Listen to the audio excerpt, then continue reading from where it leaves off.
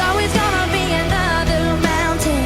I'm always gonna wanna make it move. Always gonna be an uphill battle, and sometimes I'm gonna have to lose. Ain't about how fast I get there, ain't about what's waiting on the other side. It's a climb. Is there anything you did as a mother that's different from your mother? I was a very naughty girl. I don't know about my mom. But anything that I did, no, I was a naughty good girl because I got 4 kids. My mom got 18, so there's a big difference right there. Is this an interview or a joke? Yes, sir. Is there any kind of teachings that grandma did differently compared to you? I think most of the teachings that I have taught my kids that I kind of know is taught to me by my mom. It's not something that you open a book and read about and teach it to your kids, but I think it's something that has taught me, and she had taught me by not spanking, by harsh voice. Rita, get me that. You know, those kind of things. So she does that to me. I'm like, you know, I stand up, go and do what she says. Yeah. And I see myself doing that to my kids, but it works, right? Is there something you feel that you would have done differently in your life? Yes. The first would be having a boyfriend at a young age. I was 16 years old when I met your dad. What done it differently would be listening to my mom, because she would say, "Yeah, magyakas," you know. So it would be, if I would have done it differently, I would have gone to college because I was really smart. I was one of the smart kids in school. I got out in elementary as what they call Commissioner's Award, or at that time valedictorian in elementary. And I was smart, so my mom knew that, and she said, "Yeah, I want you to go to school." And naughty girl didn't want to go to school, wanted to go find a boyfriend, somebody that can buy you something, somebody can take you out, somebody that tells you, "Hey, you're beautiful." But my And dad still also- does that, right? I'm sorry? My dad still does that.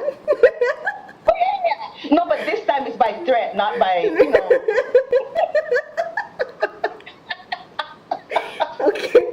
So in what ways are we alike? You and me, Yes, mother, you and me. baby girl, to be honest, you and me are like twins. Like everything that you do in the life, and your aggressiveness and your smartness and your enthusiasm, everything I see in me. And that's why I encourage you to go to school, because I know you're smart. Girl, you got my brains. I think it all out, you know, and absorbed it. And I see it in you. Sometimes, even with me, everybody keeps telling me I'm smart. But I don't feel it that way. I feel like I know it. It's not like I cheat or anything, but it's something that I want to learn, and I go through it, and I see that in you.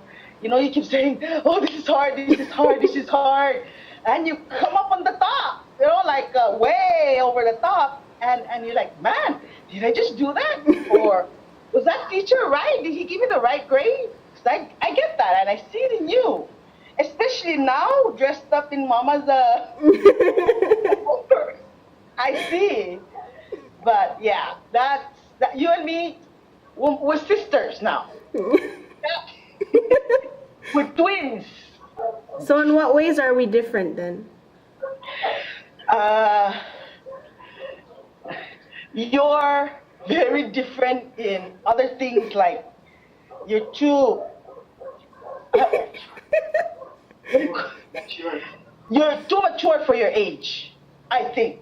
Like things has to be done your way or the highway. She sees it before the more like you see the future. You see things that would happen, so you try to stop it before it happens. I mean, with me, I just go and what they call in tomorrow, sufa and sufa, try it, and then see the consequences later. In you, you're like, no, I already know what the hell's gonna happen there. Don't go that way. Let's go this way. So that's what we are different now.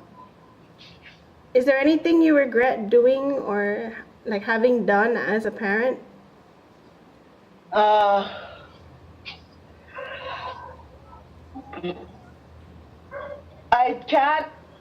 don't think so. I think I've worked hard enough to show my kids that life is not easy, and in order for you to have a good life or a life that you know you're okay and you're able to feel that how do you say that, the feeling of accomplishment, is making sure that education is your number one priority. If your education is your number one priority and your bank account is zero, education is gonna come up and just like, sorry, bank account, I went from 0 to 1,000. That's what I feel and how I perceive it. That I wouldn't have done it differently. That would make you kids where you are today. I know you're 20 and you're 21 and you're 22 and you're 23 and you're 20. I don't care if you're 50. As long as I'm alive, when I say this, it must be done that way. When I die, and you're gonna say, oh, that old lady used to tell me this way, just the same way as now that my mom is gone. I feel like, she may be gone, but I know I've taken care of her to the point where I to the best of my ability, and I was there for her until she was gone. So I don't feel like I abandoned her at any time. I don't feel any regrets. So I hope that, the vibe is going both ways.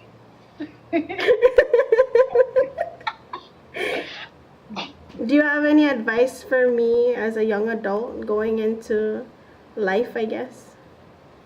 Yes, Rita. What? You say it like it's a bad thing. No, there's sometimes in life you have to let loose, Not everything is perfect, and there's nothing perfect in the world. There's no perfect husband. You think your dad is perfect? You're molding him, like singing him like that. Usually by 20 years, the mold is... But you just gotta relax, let it flow. There's sometimes you just gotta let it go, let it be dirty. I think the military plays a part in that though, but also with you and your Clorox addiction. Oh girl, Clorox is life. If you don't have Clorox in your life, there's something wrong with you. Okay, so I don't know.